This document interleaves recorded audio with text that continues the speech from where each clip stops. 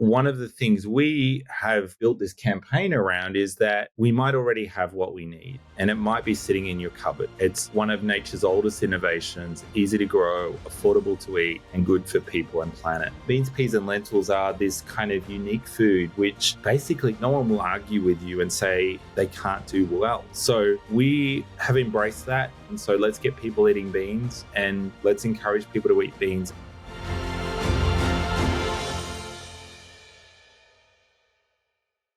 Hi, welcome back to our podcast, the Zero Hunger Project. And today we have somebody very special that we're going to talk to. His name is Paul Newnham. And can you tell us a little more? And this is Suman, I by was the just way. about to say, would you like to tell people who you are before we tell anybody? Yeah, this is Suman, your host. I'm Stacia, and And I'm we're going to very talk pleased. about Paul. I am very pleased to talk about Paul this morning. He's a strategic innovator and executive leader with over 25 years of experience in the not-for-profit and food system sectors. He's the chief executive officer of the SDG2 Advocacy Hub, a global secretariat he founded in early 2017 to bring together NGOs, civil society, the private sector, and UN agencies to accelerate efforts towards SDG2, which is Zero Hunger, which we know very much about.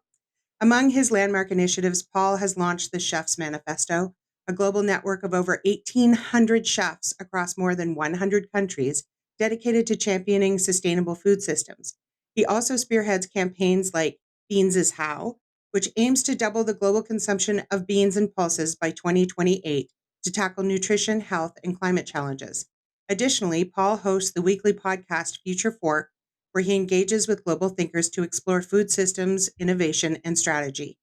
Paul brings deep expertise in stakeholder engagement, global campaigning, narrative development, and the structural change needed in food systems. His work spans Africa, Asia, the Middle East, Europe, and the Americas. Paul, what have you been doing with your spare time? I know there's not a lot of it at the moment, Wow, unfortunately. that's incredible. How does it feel to hear? I mean, maybe you hear that all the time about yourself, but I always find it interesting when people have really prolific bios to hear reporting back about themselves. I mean, does it feel like you've done all of those things? Does it feel like you're making change moving forward in the world? Yeah, look, it's always an interesting point of reflection when you do hear that, because obviously when you're busy in amongst it all, you're really reflective on how do you drive impact and are you doing the right things? Are you spending the right, time on the right projects, the right priorities?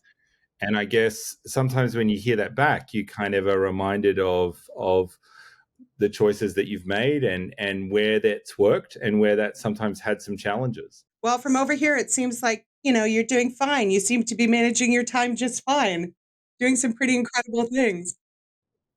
Thank you. Thank you so much. It's great to be here. Yeah. And especially talking right out of a flight, flying overnight. Yeah. And you look fresh. You look super Thank fresh. you. I try. I've become good at sleeping on planes, so it is one of those things. But no, I look, we've got a lot to do at the moment in the world, and so there's no time for sleep at this point. I thought you were going to say dilly-dallying, but you were like, no, I don't have time for sleep, and a little bit of also no eating and talking to my family. But apart from that, everything is good. As they say, miles to go before you sleep. Yeah, indeed. So, Paul, you are working on the SDG2 primarily, though SDGs are all connected. We understand that. Now, what is your biggest challenge and opportunity you see when mobilizing diverse stakeholders across towards this goal? Look, I think at the moment the world's in a unique place. We're seeing lots of challenges that have kind of compounded. So if you look at the Sustainable Development Goals that were launched in 2015, in the first 5 years, we saw a huge amount of progress. We saw progress on multiple fronts. And then we had, as we all know too well, the COVID pandemic hit. And that built on top of challenges around price hikes, on challenges around climate change, and then also conflict. And that in the last 5 years has kind of accelerated to the point that we're at now, where we see multiple conflicts around the world. We're seeing climate increasing its impacts, and that driving real challenge. And we're also seeing continuous kind of price increases happening around food, at the same time as in many parts of the world, safety nets also coming under pressure. And so I think this really creates a unique challenge for us. The way I, though, look at this is I also see that there are bright spots. There are spaces in which we are hitting our targets and we are moving forward. And so I'm encouraged by that. I'm encouraged by the governments, the leadership that we're seeing in different parts of the world that is actually stepping up at the moment. And we don't often hear about that. So in the latest State of Food Security in the World report, that came out, the SOFI, it acknowledged that Brazil had kind of left the hunger map again after really bringing in President Lula's sort of set of policies around including things like school meals and other social protection programs. And so it shows very clearly, and you see this across in different parts of Latin America, that if we do have the right government policies, we can achieve SDG2. And so I think that gives me hope. So despite the challenges, which I sort of set up, the headwinds, as we say, that we're facing, we're also seeing these opportunities or this potential for us to drive forward. We also have in Africa the joined up CADIP 3, which is an agricultural policy or agreement for the continent. And so it's great to see programs like that, which can enable the ability for political leadership to step in, for alignment to actually really accelerate change. And so there's a number of others that I can go into, but I am encouraged. And even though there is discouraging and big challenges and headwinds that we're facing, I am encouraged by the potential for us to really, if we choose to, if political leaders choose to, for us to really start to move forward. Can I just say, though, as somebody who's outside of the spectrum of food security proper, that I find that really heartening. We've been having a lot of these conversations. By the end of this season, we will have done 52 episodes on, global instability and food security and political injustice and all of those things. And I find myself sometimes getting mired in existential dread about all of this stuff, particularly because I'm kind of coming in from the outside, although I do, contribute at a social justice level. And I'm thrilled to have a conversation. A lot of our conversations have ended up this way, but it's just like, I know it seems bad, and it is, but also it's okay. And for the average person who's wanting to move the needle somehow in their own place, that feels possible and hopeful, that if we all kind of rally together and place pressure on our governments and, do the things that we can do at a local level, that things globally will in fact improve. So I appreciate setting the tone of this with something positive. I think we have to have a balance in the way that we really look at the challenges we face, because there are these bright spots which are really critical for us to gather around, to cheerlead, to evaluate and see how can we utilize those learnings and then shift investment, shift activity to really help bring them about in other parts of the world. Because there's no reason why, if one country can do this, that other countries can't as well. Exactly. Yeah. 100%. So, and that was my follow-up question from your answer is, do you see there is enough political will to actually attain zero hunger? At this stage, I would have to say no, to be honest. And it's not universally a no. There are countries that are working on this. So we saw President Lula, when he led the G20 last year, Brazil's leadership of the G20, they announced the alliance, the Global Alliance Against Hunger and Poverty, to help achieve SDG 1 and 2. And they had a number of countries, over 100 organizations signed on, and this global alliance has been launched. The secretariat was just announced in Rome a couple of weeks ago. and it is an alliance which has been built to really do three things: to focus on the things that work, so the policies that work, to align the funding around those policies, so looking at the funding that does exist and how it's funding those policies, and then also to really look at the knowledge gathering around how do we do this and what can we learn from countries that are doing that. So I think there is countries like Brazil. I would also say Ireland, Spain. There's a number of countries which are showing leadership at the moment. They're increasing their commitments to, food security, to nutrition. They're really leaning in. But then you also see other countries which are pulling back. They're pulling back and they're saying, let's focus domestically, or let's focus on other issues. Mm-hmm. And so I think if I had to give a global answer, I would say at the moment the will's not there. But that's not to say there's not people trying, there's not people fighting for this. But I do think we need more leaders around the world, particularly in the G7, G20, to continue to take this forward. And it's my hope that South Africa this year will, build on what Brazil did last year. There is some promise there, but we've got to wait for it to all come about. And then obviously looking at G7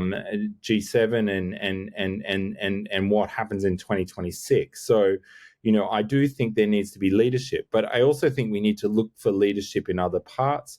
So places like the African Union, the European Union, all have potential for really driving forward some of this change. And then I also think we have to think outside of government to business. We have to think to civil society and think about how are we actually addressing these issues and how are we contributing through the way that we're doing business, or the way that we're executing social programs, or advocating, or even voting. 100%.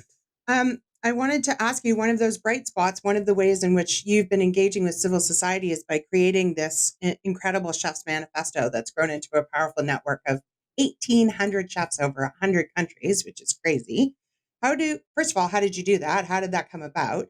And second of all, how do chefs contribute specifically to transforming food systems and advancing sustainability? How did that all come together for you? Yeah, so the Chef's Manifesto came together in 2017, and it was a response to asking the question of how do we help bring in people that are connecting and working at the center of the food system into the conversation around driving forward change. Now, chefs were already doing lots of things. They're already driving change in so many different ways. And what we found as we talked to chefs is that they were all focused on different components. But like in the SDGs, there is a more holistic view, a systems-based view that actually talks about the intersectionality of different issues. And so we work with chefs to actually look at the SDG goals across all 17 SDGs and into the sub-goals, and looked at where are the areas in which chefs are already able to drive change. That could be through the choices they're making in their kitchens, their supply chain, the kinds of work they do, also educating people in their kind of celebrity presence, their teaching presence. You find chefs in so many different parts of the world. And what we found was that chefs had a huge amount that they were already doing. And so we created a framework with chefs that helped to articulate that work and tie the actions to the Sustainable Development Goals. And so that resulted in 8 thematic areas tied that make up the Chef's Manifesto, with a set of actions under each. And so we now work with chefs in different ways. We gather chefs to discuss, to talk about the actions they're taking every day, to then talk about how they can learn from one another, but also how they can contribute. We have chefs advocating on the global stage. So we just have had in the last month chefs in Rome, in Des Moines, Iowa, in a number of places where they've been, also in Senegal, where they've been on stage with politicians, with others, talking about food from the table, talking about how the ingredients come together and how do we bring an additional dimension to this conversation around deliciousness? And I think this is really key because we all eat food, we all enjoy food, we all have foods we like, and sometimes we talk about food devoid of that kind of enjoyment, that deliciousness, that culture. And so how do we bring that in? And chefs help us do that. That's fascinating. It sure is. Being a chef myself, I always thought, but I'm really glad what you're doing, and seeing how World Chefs is now getting into this kind of conversations. It's very refreshing. And is it also, do you have chefs that are well known to people that have their own platforms? Like, is it at a community level, or are there some global names there that could really move the agenda forward? So we tend to work with chefs from all different walks of life. So everything from young chefs just starting out their career, the classic white jackets, in terms of the more traditional chefs, right through to the fine dining, world and more the innovative new up and comers in that sense. And then we also work right across into the catering space, right through to the school meals space. So we have a real broad group. My belief has always been whoever shows up are the right people. And so we don't go after big name celebrities as such, but we do have a number of the top chefs in the world, many names which you would know, that have actually come to us or have connected through the network into the work we do. And so there's a number of them will use those platforms and their reach to based on their audience and their issues that they're focused. We don't believe everyone should do everything, but we really lean into the things that chefs care about. That's rad. That sounds amazing. So let's talk about beans. Now, the program that you're doing right now on beans, what made you decide to go that beans and pulses for 2028, and why beans? And also, wait, I also want you to explain the title. Because is it like beans is how we're going to solve the problem, or beans in the maritime in Canadian Maritimes they say beans is how I'm already here.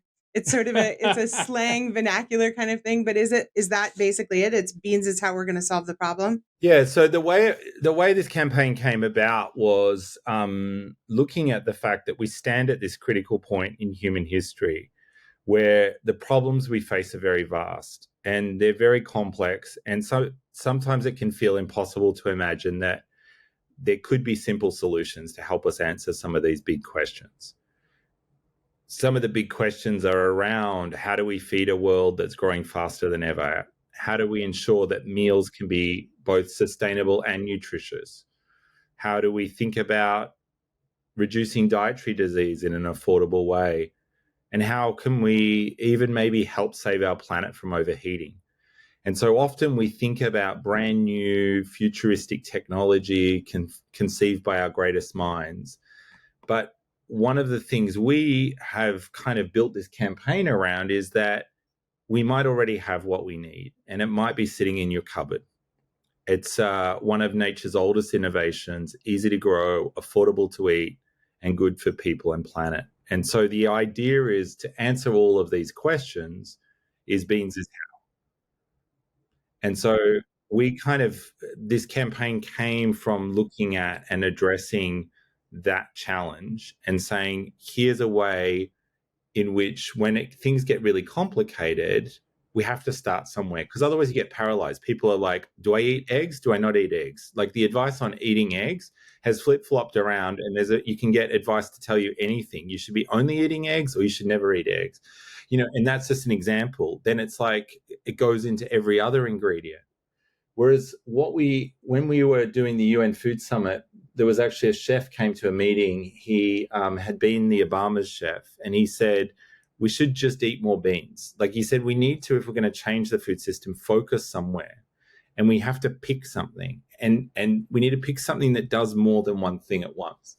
And so beans, peas, and lentils are this kind of unique food, which basically no one can argue, or no one will argue with you and say they can't do well. So we have embraced that. We believe that we can talk for a long time, but we also need to do stuff. And so let's get people eating beans, and let's encourage people to eat beans. And there's so many beans around. And you know, you guys are from Canada. Beans are amazing. Canada's one of the biggest producers of beans, peas, and lentils in the world. And yet, you know, Canadians don't eat as many beans as they should. No, we don't. 100%. It's really a staple of the global majority, but it doesn't Not in get Canada. consumed a lot in Canada, or I would assume the United States of America. No. But, you know, if you look at every major food, they have some kind of a beans or pulses dish, right? Because we are busy exporting it. Right. Oh, good. Perfect. Great. Yes. You're right. I mean, every culture does have this. If you go and you look back in time, right back to Indigenous communities, they ate a lot of these, you know, pulses in different ways. And it's so critical. And I think our solutions, when we're looking at the way to really fix our food system and to address some of these big issues, they've got to be accessible. They've got to be diverse. They've got to be relevant to people's heritage as well. And you know, we've got to find things that are meeting some of these goals. And I think this is where we were excited about this as a solution that really hits a number of goals. And also that it's a crop or a series of crops that doesn't necessarily need the most pristine earth to grow either, because you're going to get a lot of places where It's resilient. Yeah, where the soil is crap, and you still need to be able to sort of generate food out of it. So it's good that, you know, these are solutions that have a hardy crop, right? 100%. And can withstand things. It's And not delicate. And I don't think baked beans with molasses, maple syrup, and bacon counts.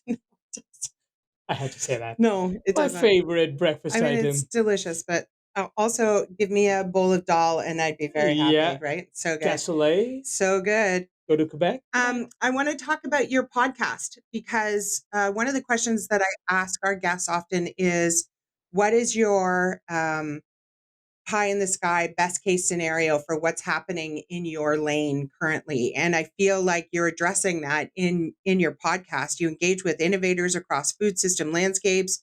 What emerging trends or ideas or exciting initiatives are you seeing coming out of these discussions that are being accelerated by people who are pushing the needle, like moving the envelope?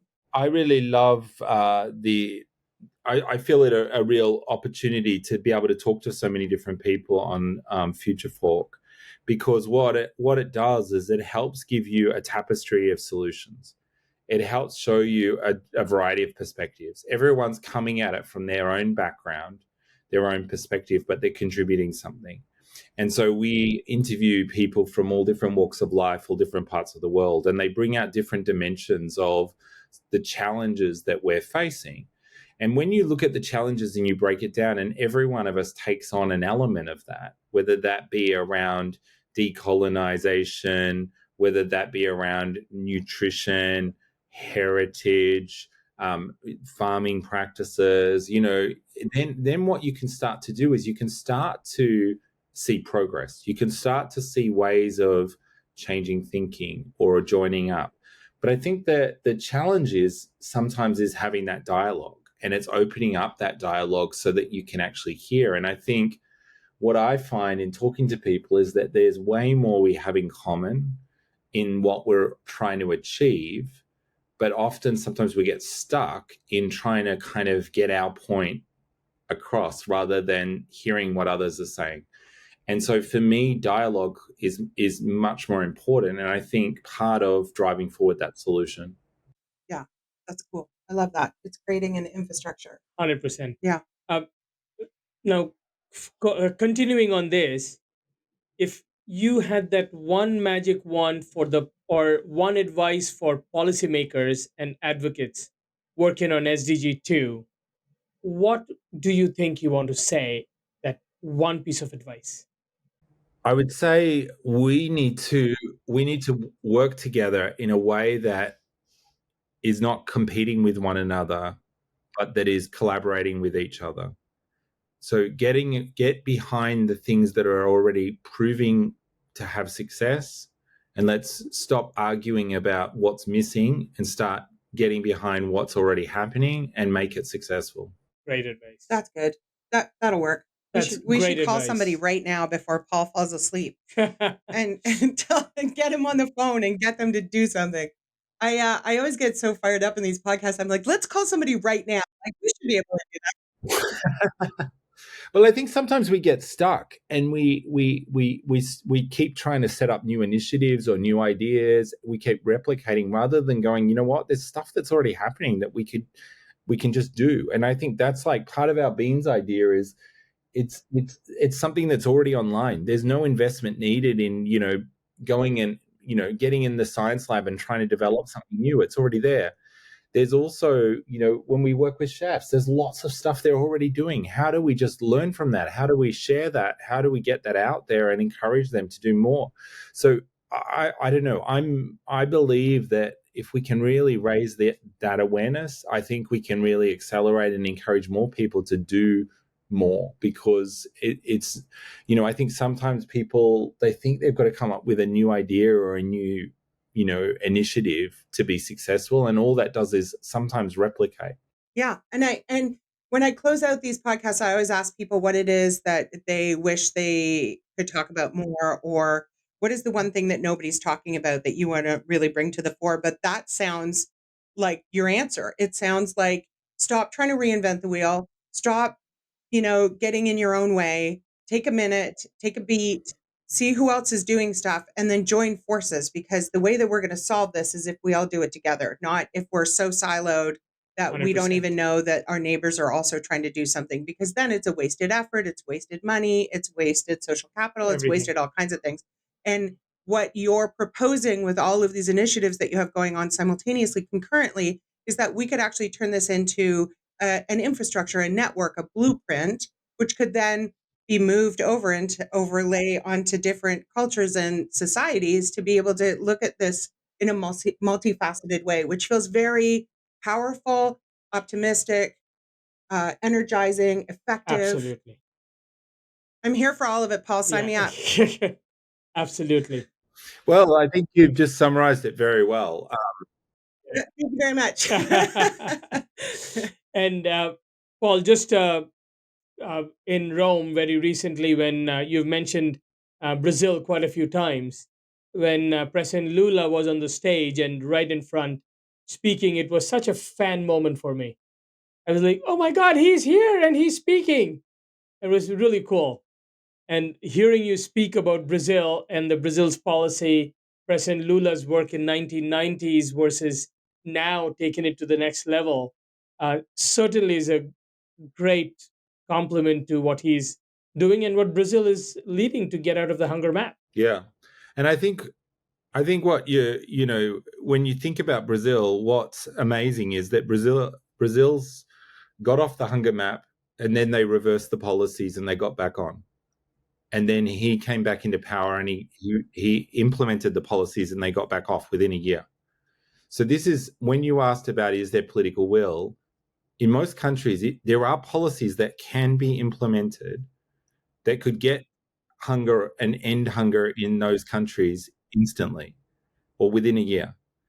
But it's a question of political will. And there's obviously resources and all of these things. Brazil's a big country, but there is a huge amount that we can do. And we've seen this. I was in Brazil for the School Meals Summit, which is was really encouraging, because what you saw in the School Meals Summit was all of these countries lining up to actually increase their school meals programs. And it's all being domestically funded. It's not being funded by overseas development assistance. And so there's this like really interesting kind of addition there of like, there is ways in which we can address some of these big challenges if we do have that will. But I want to bring that back to what you're doing then, because we talk a lot about the fact that hunger is political, and that is an immutable truth about how this all works, that it really is incumbent upon whoever's in power, the decision makers, to really, if they're interested, if there is political will, change can be made almost instantly. I mean, it didn't take very long after the regime change in Brazil to have things be 180 degrees different than it was the night before.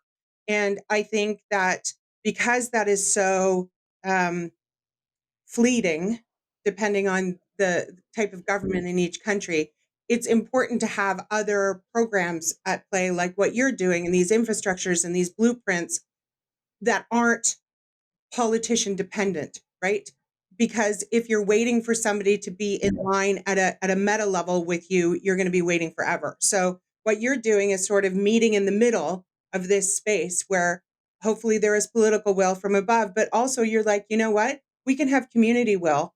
We can have, right? We can have innovator will. We can have all of these things at our level. And that is just as powerful in a lot of cases and can, in fact, as we've seen, change politics. 100%. And so I really, it's a grassroots movement. But it's more than that. Grassroots feels really bootstrappy and kind of sketchy. This is not. This is like an upsurge of demand that things change.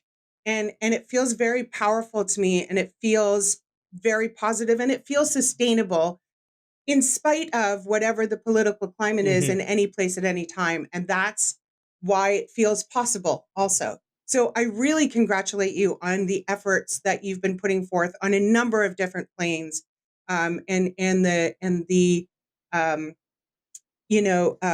community that you're creating of people who are interested in changing this with their own two hands. And I think it's incredibly impressive. I mean, you are flying all over the place and you're working your butt off to have this happen, but it seems to be happening, and we're really grateful. Like, it's really impressive. Thank you. Yeah, look, I mean, it can feel challenging, but I also think that doesn't get us anywhere, and we need to move forward. So I appreciate it, and I appreciate the work you guys are doing to raise awareness about the issues, to be able to connect people and connect in this dialogue and help bring those perspectives through the podcast to everyone. It's important Amazing stuff. Yeah, thank you, Paul. Thank Thanks you for so your much time. for your time. Yeah, not a problem at all. Thank you, guys. And let us know. Next time we should, in my signature on my email has my WhatsApp number. But maybe WhatsApp, next time you're at one of these meetings, we should try and meet up. 100%. And hopefully you can get some sleep right now. Immediately go to bed right now. I've got a 3-hour strategy session now. So no, dude, who's in charge of your calendar? Thanks, Paul. Thank you you have very a great day. Thank you. See you guys. Bye. Take care. What do you think, Stacey? I think he's doing what from 2017 trying to do right now. Yeah. First of all, I found that very interesting to see what the future of the Zero Hunger Project would look like, for example.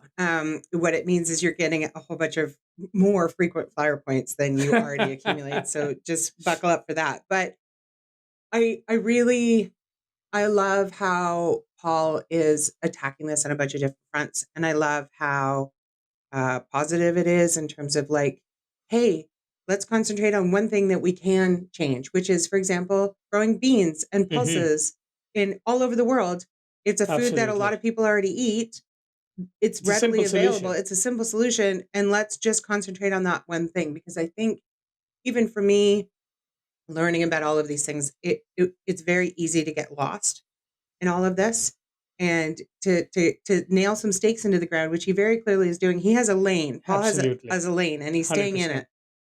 100%. But I think what was really interesting to hear, and I think we all understand and know, but we always don't talk about it loud enough, to see some of the great work that's happening in some of the countries. Yeah. Where we see clear political will, that actual changes, like Spain, like Ireland, like Brazil. I came up with an idea while we were talking about this, is that we should develop a drinking game for this podcast. And every time somebody says political will, we have to take a shot.